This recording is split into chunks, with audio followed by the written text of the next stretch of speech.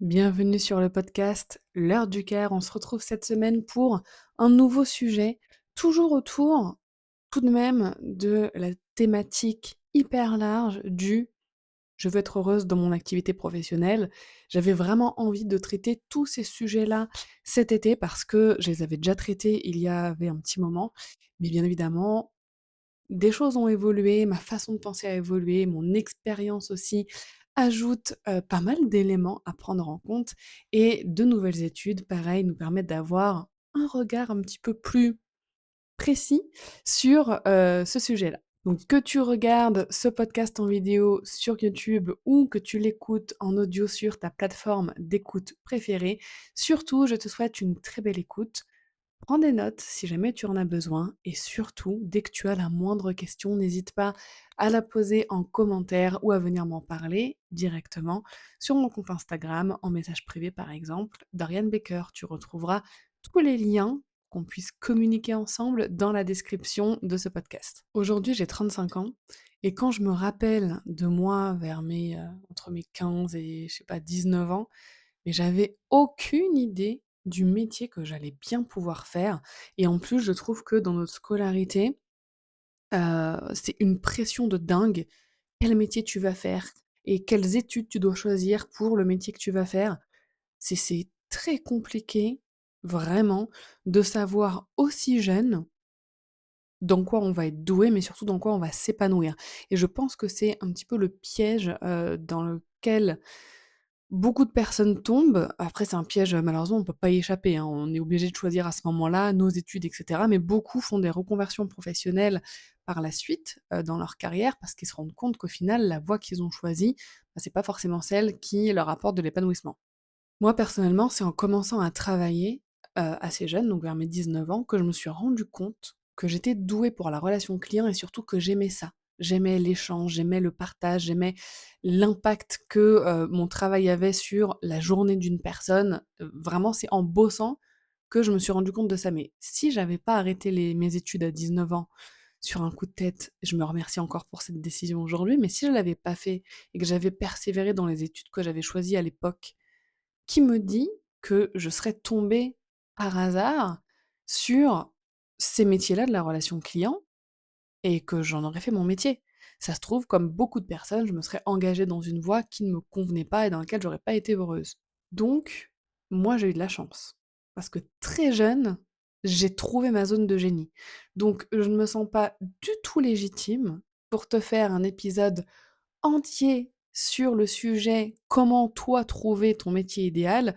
basé uniquement sur mon expérience. Mais à travers le prisme de mon expérience, mais surtout des plus de 200 personnes que j'ai accompagnées dans leur reconversion professionnelle en tant que Customer Care Manager, mais aussi des études scientifiques, des études sociologiques également sur, le milieu du travail et cetera, on va construire ensemble un plan d'action, des critères à cocher pour que tu puisses trouver ton métier idéal, le métier dans lequel tu vas exceller, mais dans lequel tu vas aussi t'épanouir. Et je peux te dire que ce sujet de quel métier est fait pour moi, je l'ai étudié et je l'étudie encore chaque année, même plusieurs fois par an, parce que vu que j'ai quand même la responsabilité de guider certaines personnes vers un nouveau métier, avant de les accepter dans mon programme, on fait des tests.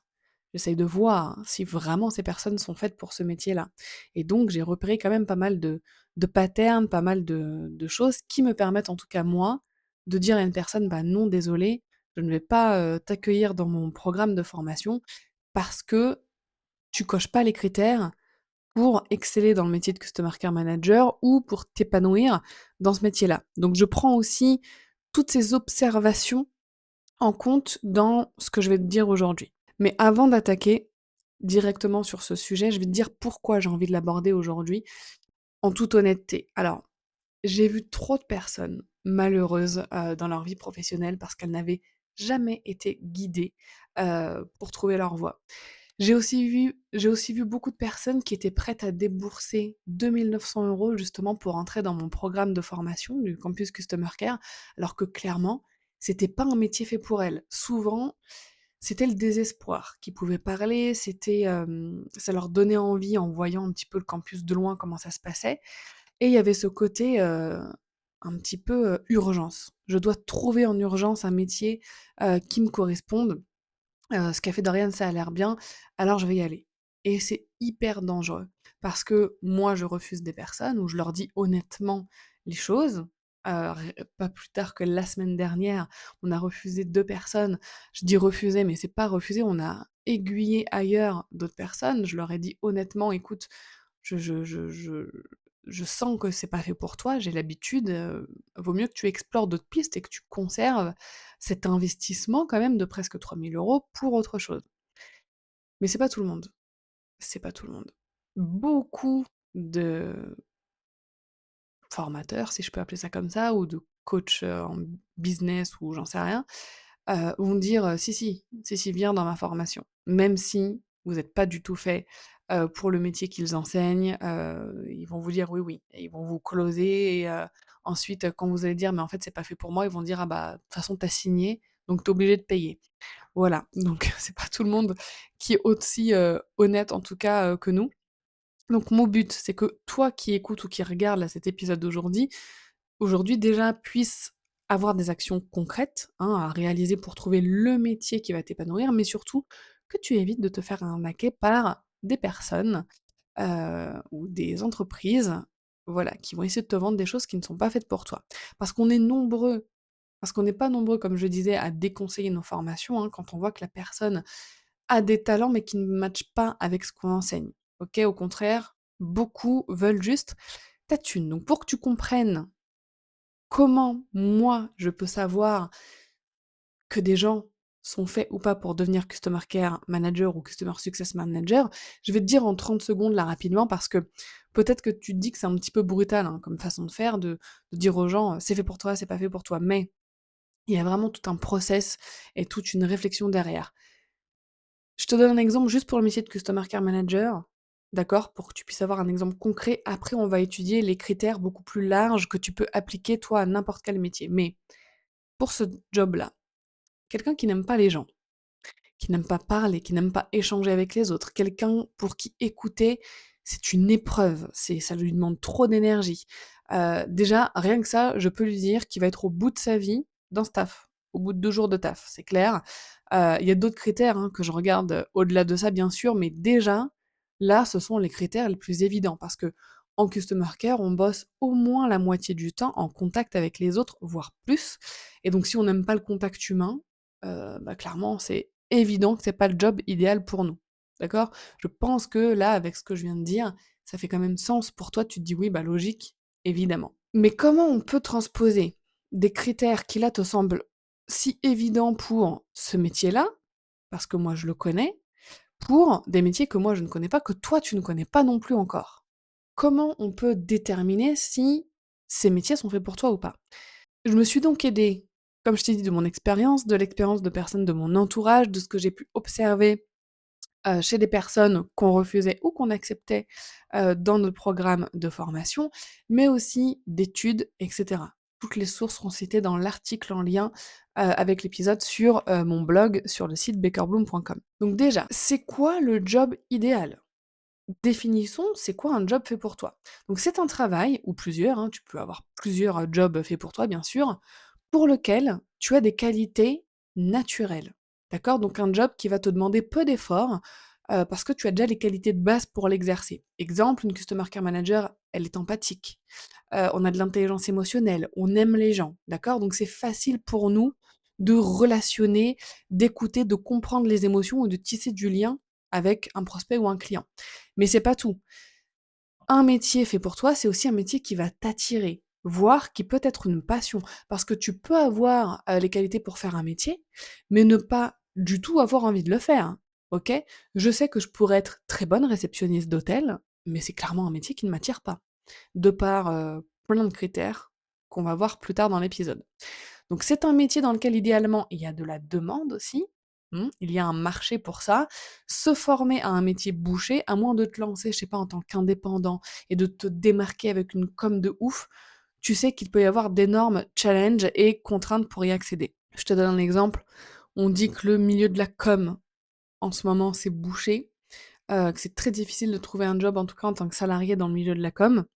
Bah, peut-être que si tu es tellement passionné par ce domaine, peut-être que tu te dis: «Bah, je vais lancer mon agence ou je vais me lancer en indépendante et je suis tellement passionné par le milieu de la com que je vais faire pour mon agence, elle sera tellement incroyable que je vais trouver plein de clients grâce à cette super com». Voilà, donc c'est vraiment un exemple.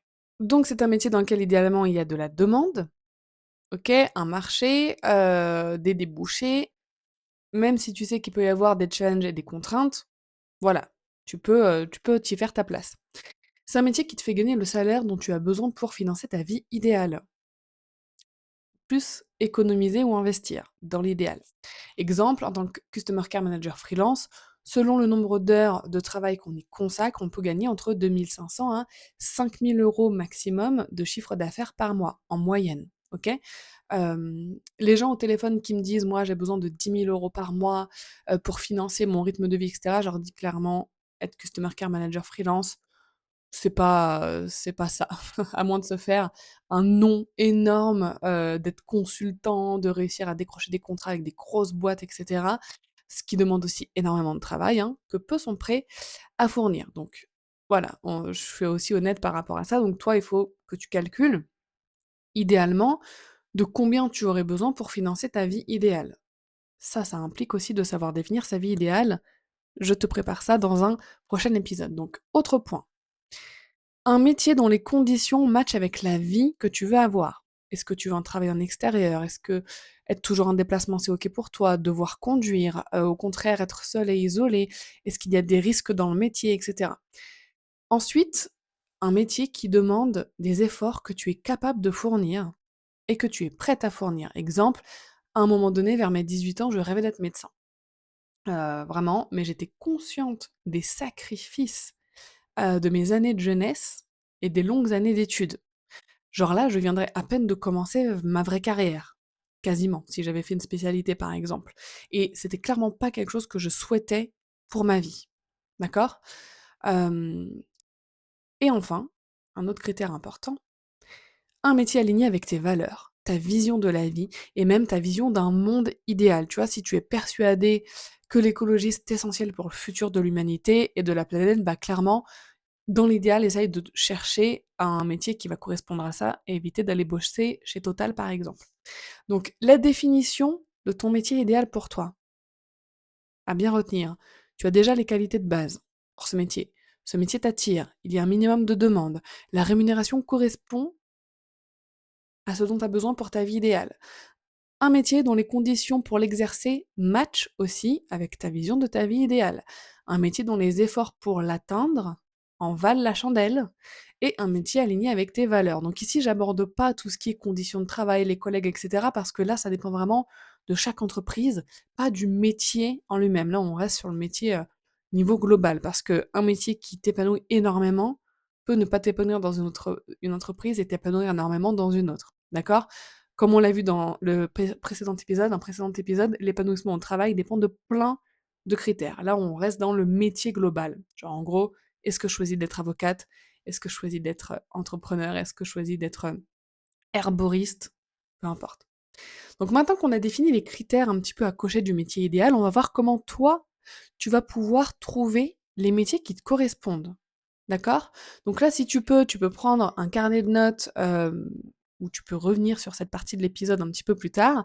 Mais l'idéal, c'est que tu aies des pistes de réflexion et que, en m'écoutant là, tu visualises et tu réfléchisses un petit peu, aux réponses que tu pourrais donner, bah, aux questions que je vais te poser. Donc déjà, tu vas devoir noter tes qualités. Là, je parle bien de tes qualités, pas de tes compétences, pas de ton savoir-faire, mais vraiment des qualités, des choses que tu as en toi, qui sont innées, qui font partie de ta personnalité. D'accord? Les choses qui sont faciles pour toi. Tu peux demander à tous tes proches et à tous tes amis quelles sont mes qualités les plus évidentes. Par exemple, moi j'ai une grande intelligence émotionnelle. Je suis empathique, je suis créative, j'ai toujours plein de nouvelles idées. Je suis l'écoute de tout le monde, enfin je suis l'oreille de tout le monde. Hem et je sais imposer mes limites et être ferme. Voilà, ça c'est mes qualités, les choses qui sont faciles pour moi, si je devais te les, définir. Toi, quelles sont tes qualités? Encore une fois, tu peux là faire pause et envoyer un petit WhatsApp à une dizaine de proches et leur poser cette question. Tes compétences et connaissances maintenant, celles que tu as développées sans que personne te le demande. Tu l'as fait par plaisir, ça peut être dessiner, peindre, fabriquer des choses, avoir développé des connaissances sur les plantes, sur le code, sur l'intelligence artificielle, sur les animaux, le cinéma, l'écriture, bref, note vraiment toutes tes compétences et connaissances, d'accord? Que tu as développées toi-même, parce que c'était facile et naturel sans qu'on te le demande, ou celles que tu as même pu développer dans le cadre d'un métier, d'études, de formation, et cetera. OK? Maintenant, tu vas aussi noter les compétences et connaissances que tu aimerais développer dans le futur. Parce que, les perspectives d'évolution et de ce qu'on peut apprendre en plus dans un métier, c'est aussi important. Donc ce sont des compétences qui peuvent faire partie de la liste précédente. Imagine, tu as noté herboristerie, mais tu as envie d'approfondir ça, bah, tu peux le remettre dans cette liste. Ou ça peut être aussi des compétences totalement nouvelles que tu ne maîtrises absolument pas du tout encore. Ensuite, tu vas regarder dans tes passions. Quels sont les domaines qui te passionnent? L'histoire, les jeux vidéo, les plantes, le jardin, peinture, art, et cetera. C'est quoi les domaines, les sujets qui te passionnent, les choses que tu aimes faire? Vraiment, ça peut être n'importe quoi, le monde du cheval, le tricot, note tout tes passions. Ta rémunération idéale. Donc note ton minimum net par mois et de façon réaliste, OK? Jusqu'où tu peux évaluer cette rémunération, ainsi que ton temps de travail idéal. Est-ce que c'est 35 heures? Est-ce que c'est plus? Est-ce que c'est moins? Et par rapport à ce temps de travail idéal, combien tu aimerais être rémunéré en net par mois, d'accord? Quel est ton cadre de travail idéal? Avec ou sans équipe? En intérieur ou en extérieur? Un mix des 2? Avec les outils du digital ou alors tu veux vraiment pas bosser du tout avec les ordinateurs ou les téléphones? Aimerais-tu, bosser dans la nature? Aimes-tu communiquer ou t'exposer sur les réseaux sociaux ou pas du tout? Est-ce que tu veux bosser assise ou debout? Un peu des 2. Bref, vraiment note ton cadre de travail idéal. Qu'est-ce que ce cadre doit inclure pour que tu t'y sentes bien? Et enfin, quel temps, argent, effort peux-tu et veux-tu investir pour atteindre un métier qui te rendra heureuse et qui sera fait pour toi? D'accord? Et pour tous les critères qu'on vient de voir. Donc quand je parle de temps et d'argent, c'est est-ce que je suis prête à investir là les 5 prochaines années d'études? Est-ce que je suis prête à payer, 10 000 € par mois, une grande école, pour acquérir les compétences pour le métier? Ou au contraire, est-ce que je suis prête à investir 3 000 € dans une formation en ligne de 3 mois pour atteindre le métier que je veux? C'est juste ça. Quel temps et argent peux-tu ou veux-tu investir? OK? Encore une fois, garde en tête que cet investissement, c'est pour le métier de tes rêves. C'est pour celui qui va matcher avec ta vie idéale, qui va t'épanouir, qui va te permettre d'avoir le revenu que tu veux. D'accord? Donc garde le fait que oui, ça en vaut la chandelle. Donc note vraiment concrètement combien tu pourrais investir. Pour chaque réponse par catégorie, il faut qu'elle soit complète, hein. D'accord? Parce que là, tout ce que tu as noté, peut-être que là tu l'as noté rapidement, mais je vais te demander de le rédiger en vraies phrases. Pourquoi? Parce qu'on va très rapidement s'aider de l'intelligence artificielle pour que tu puisses lui fournir ces informations et que tu puisses en retirer une vraie belle liste de métiers. Donc pour ça, pour chaque catégorie, il faut qu'elle soit en phrase complète. Par exemple, mes qualités les plus fortes sont patati patata. Mes connaissances et compétences sont patati patata. Et pour chacune d'elles, tu peux noter je suis débutante, intermédiaire, avancée. Les connaissances et compétences que j'aimerais développer sont patati patata. Mes passions et hobbies sont patati patata. Ma rémunération idéale nette est comprise entre temps et temps. Et mon temps de travail idéal est environ temps. Ok? Mon cadre de travail idéal est patati patata. Pour tout ce qui est investissement, on va pas le mettre maintenant, d'accord? Donc, on reste là pour le moment sur les critères. Tu entres ces données avec les phrases complètes et les réponses dans une intelligence artificielle. Moi, personnellement, je recommande Claude pour plein de raisons que je détaillerai pas là parce que j'ai pas envie de te prendre trop de temps, mais tu peux utiliser n'importe laquelle. Normalement, ça devrait faire l'affaire. Donc, tu lui indiques avant une sorte de prompt. Alors moi, j'aime pas les prompts parce que, je trouve ça dommage, les intelligences artificielles sont quand même vachement conversationnelles et elles comprennent très bien du moment qu'on s'exprime bien, on n'a pas besoin de faire comme si on parlait avec un robot. Personnellement, je trouve ça beaucoup plus naturel de m'exprimer de la façon dont je vais te le conseiller maintenant. Donc tu lui dis avant: Je suis à la recherche de mon métier idéal. Je vais te communiquer mes critères de métier idéal.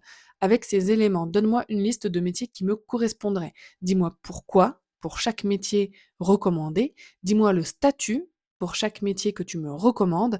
Évalue la demande, l'état du marché par métier ainsi que la rémunération possible. Tu copies-colles ce prompt, je te le mettrai dans la description, et tu copies-colles en dessous tes réponses. Voici mes réponses à différentes questions, à mes différents critères de métier idéal. OK? Là, normalement, tu auras une belle liste de métiers. D'accord? Et pour ceux qui t'attirent le plus, recherche avec l'intelligence artificielle ou pas, hein, ou Google, peu importe, ce que cela te demanderait comme effort pour l'atteindre. Est-ce qu'il te faut une formation? Est-ce qu'il te faut un certificat? Est-ce qu'il faut investir de l'argent pour te former? Combien d'argent? Combien de temps dure la formation si tu en as besoin d'une? Et détermine si tu as la possibilité, pour chaque métier qui t'attire, de faire l'investissement que ça demande. OK? À la fin de cette introspection et de ces réflexions et de ces petits calculs, fais tes recherches. Fais tes recherches sur internet, voilà, je sais pas, tu as le métier d'herboriste qui te tombe, dessus. Fais tes recherches. Comment devenir herboriste? Quelles sont les écoles les plus, renommées? Le certificat qui va me permettre, d'exercer un minimum. Bon, c'est un j'ai pris le mauvais exemple parce que l'herboristerie en France, avec, les lobbies pharmaceutiques, c'est compliqué. Ça a même été interdit depuis 1968, je crois, le métier d'herboriste, donc bon.